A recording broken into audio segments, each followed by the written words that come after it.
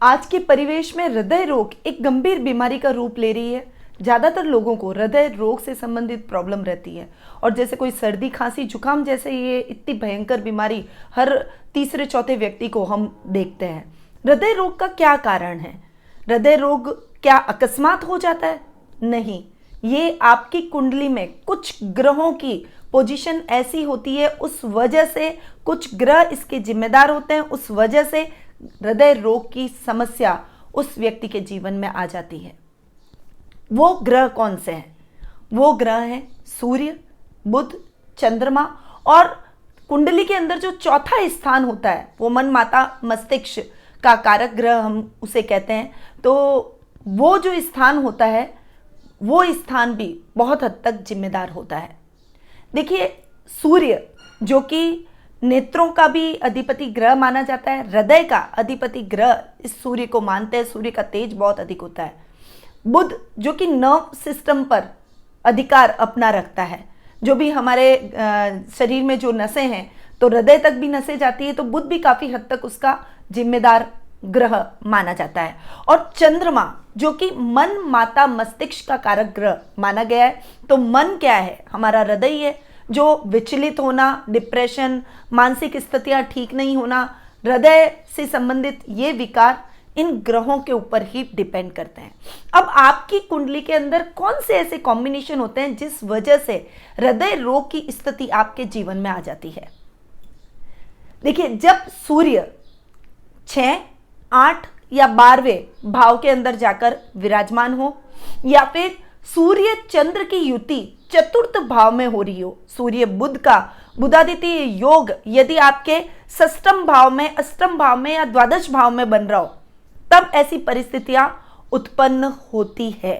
साथ ही चंद्रमा अगर शनि के साथ में बैठकर विष योग बना रहा है, अमावस्या योग जैसी स्थितियां उत्पन्न हो रही है, तब भी हृदय से रिलेटेड कुछ न कुछ प्रॉब्लम उस व्यक्ति को जरूर होती है। और विशेषकर जब चंद्र और शनि का कॉम्बिनेशन होता है या वो विष योग बनता है, तब उस व्यक्ति के हृदय में कोई होल होना या हृदय के अंदर कोई नर्व्स ब्लॉक हो जाना, ऐसी समस्या जरूर रहती है।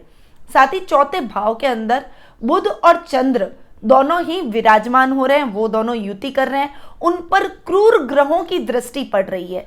शनि, मंगल, सूर्य ये सभी क्रूर ग्रह ही माने गए हैं, तो इनकी कोई दृष्टि पड़ जाना या फिर चतुर्थेश जो है, चतुर्थ भाव का स्वामी, वो षष्ठम, अष्टम या द्वादश भाव में विराजमान है या फिर उसके ऊपर भी क्रूर ग्रहों की दृष्टि है।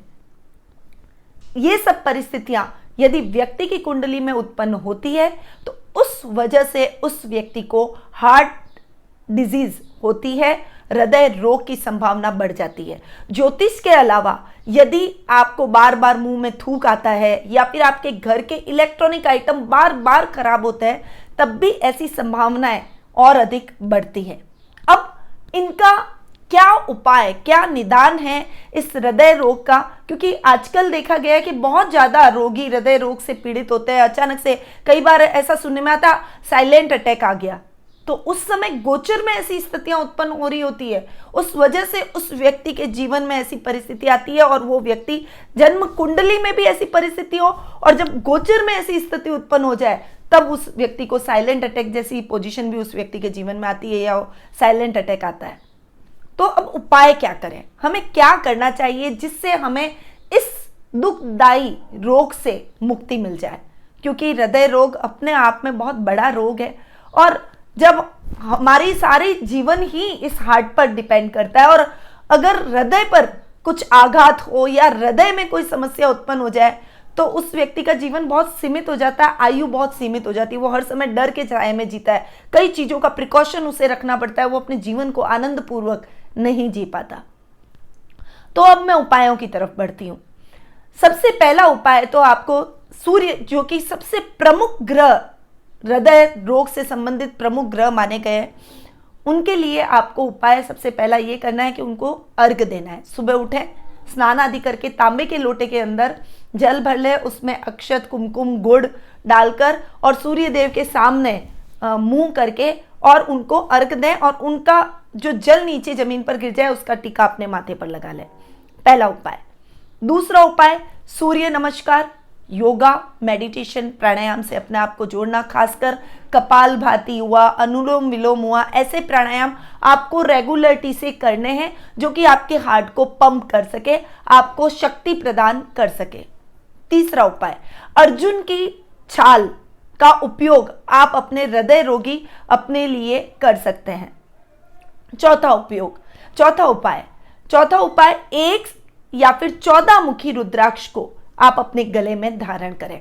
ये भी बहुत अच्छा है क्योंकि ये सूर्य को रिप्रेजेंट करते हैं, तो 1 या 14 मुखी रुद्राक्ष धारण करने से हार्ट पेशेंट को बहुत ज्यादा आराम मिलता है। 5वां उपाय, हमारे द्वारा शुभ मुहूर्त के अंदर उस रोगी के नाम से वो मुहूर्त निकालकर और विशेष पेंडेंट तैयार किया जाता है। उस पेंडेंट को आप अपने गले में धारण करें, इससे भी आपको हार्ट में बहुत ज़्यादा आराम मिलेगा और आपका हार्ट मजबूत होगा। हृदय रोगियों के लिए बहुत कारगर सिद्ध होता है।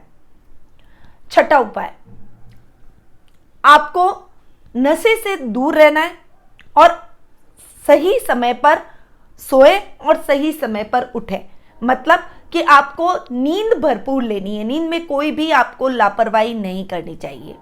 7वां उपाय, सूर्य गायत्री मंत्र का आपको डेली जाप करना है। इस मंत्र का अगर हो सके तो कम से कम 1 माला जाप जरूर करें।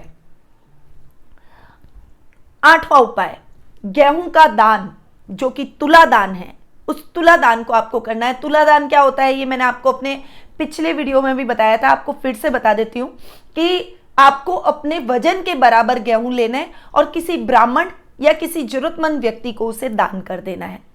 अगर ये दान हो सके तो आप रविवार के दिन करें। और लास्ट और 9वां उपाय, ओम का उच्चारण। ओम से बढ़कर कुछ नहीं है। सृष्टि के प्रारंभ में अगर कोई शब्द था तो वो ओम था, और सृष्टि के अंत में अगर सबसे महत्वपूर्ण कोई शब्द था तो वो ओम था। तो मतलब कोई भी मंत्र हो, आपने देखा होगा कोई भी मंत्र ओम से शुरू होता है, ओम पे खत्म होता है, तो ओम में परिपूर्णता है। ओम का उच्चारण आप जितना ज्यादा बार करेंगे उतना ही आपका हार्ट मजबूत रहेगा और हार्ट डिजीज में आपको बहुत ज्यादा आराम मिलेगा।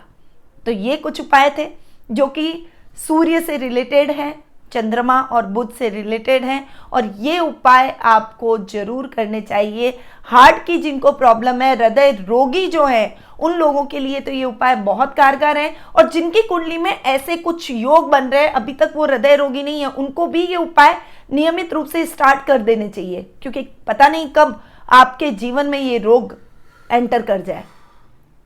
तो इन उपायों के साथ आप जरूर आगे बढ़िएगा। ऐसे ही कई उपाय मैं रोज अपने सोशल मीडिया अकाउंट्स के माध्यम से भी आप सभी के साथ में शेयर करती हूं, तो उनसे जुड़ने के लिए आप नीचे दिए गए नंबरों पर संपर्क कर सकते हैं।